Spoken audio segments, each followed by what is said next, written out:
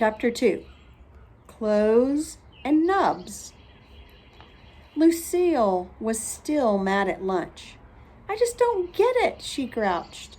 "How could anyone forget the Easter Bunny? The Easter Bunny brings candy right to your door." Lenny did a frown at her. "He doesn't bring candy to my door, Lucille," he said. "The Easter Bunny is a different religion than me. I'm Jewish." Shirley nodded. "I'm Jewish too, Lucille," she said. "I've never been to an Easter egg hunt before. What do you wear to something like that anyway?"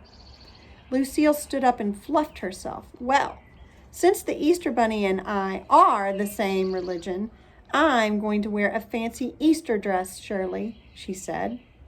Shirley thought for a minute and then she nodded. Then I guess I will wear a fancy Jewish dress," she said. Lenny's eyes lighted up. "Really, Shirley? You mean we have our own clothing line?" he asked. He smiled. "Then I think I will wear some fancy Jewish pants," he said. My friend named Herbert tapped on his chin. "Let's see. Since I'm a Presbyterian,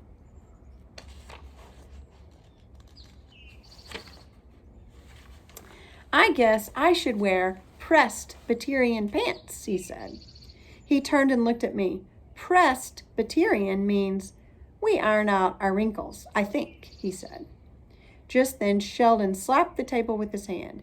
"Hey, I know. I will wear a fancy turban." "A fancy turban is religious clothes, right?" he asked. "I love fancy turbans." Mr. Scary was listening to us while he ate. He put down his sandwich.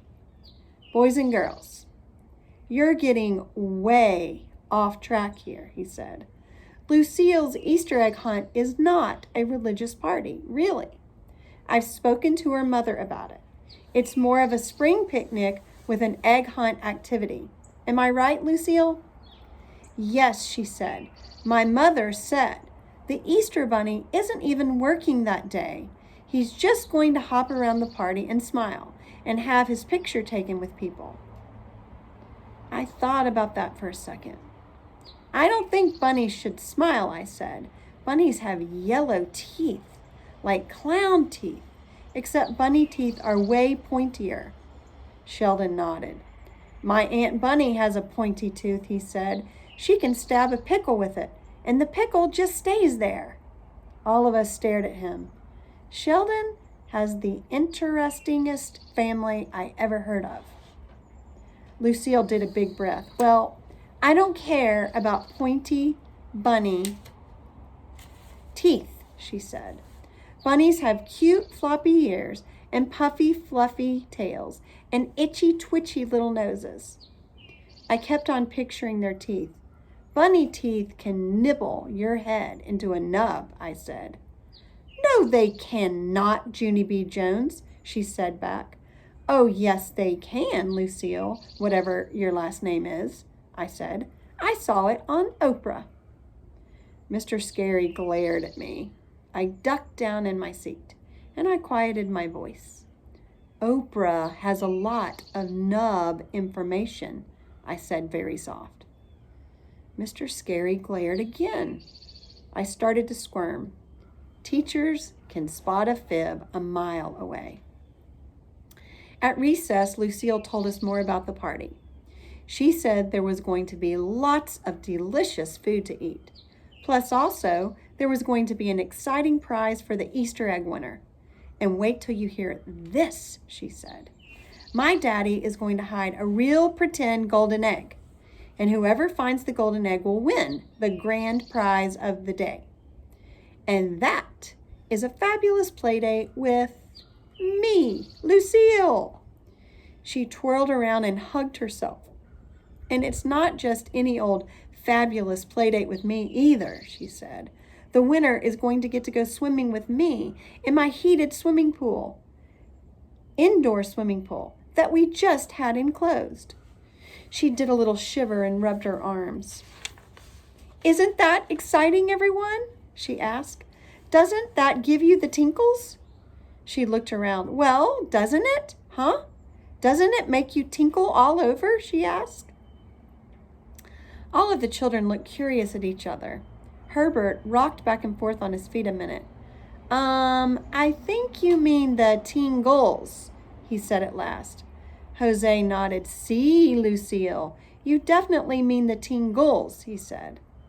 Lucille squinted at those two. Tingles, tinkles, whatever. The point is, a play date with me gives you goosebumps on your arms, she said. Just look at your arms, people. Don't you see them? Don't you see the goosebumps? All of us looked at our arms. None of us saw goosebumps. We waited and waited, real patient. And then finally, goosebumps, shouted Sheldon. I see goosebumps, Lucille. He ran to her and pointed. Look, Lucille, see them? See my goosebumps? He asked. Lucille's face beamed, very happy. Ooh, Sheldon, those are the goosebumpiest goosebumps I ever saw.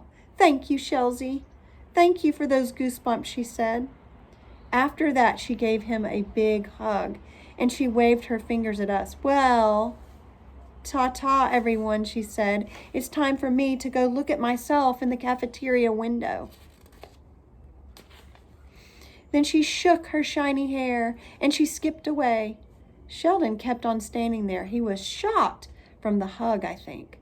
Then all of a sudden, his whole face lighted up, and he began to shout, Lucille, wait up! I'll look at myself in the cafeteria window, too, he shouted. He took off skipping after her. I smiled to see that. I think Sheldon has a crunch on Lucille, I said to my friend Herbert.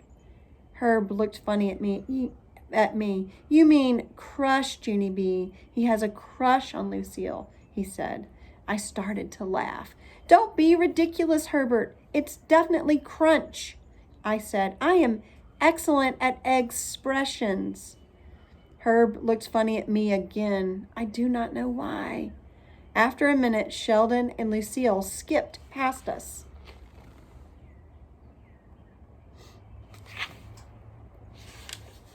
They were smiling and giggling and chasing each other. Sheldon was calling to her. Come back here, you springy little lamb, he called. I slapped my knee. Springy little lamb, ha! He called her a springy little lamb. That is a hoot, I said. May heard me talking. It's not funny, Junie Jones. Can't you see what he's doing? She said. Sheldon is trying to get in good with Lucille, so she'll tell him where the golden egg is hidden. He is just trying to win that play date to swim in her pool. She followed him with her eyes. He is not going to get away with it, she said. After that, she cupped her hands around her mouth and she shouted after him, You can just forget about it, Sheldon Potts. I'm going to be the one who finds the golden egg, not you. I've got eyes like a red-tailed hawk. I looked at her very curious. May has a lot of bird parts, I believe. Also, she is cuckoo. And that is not name-calling. That is just the truth.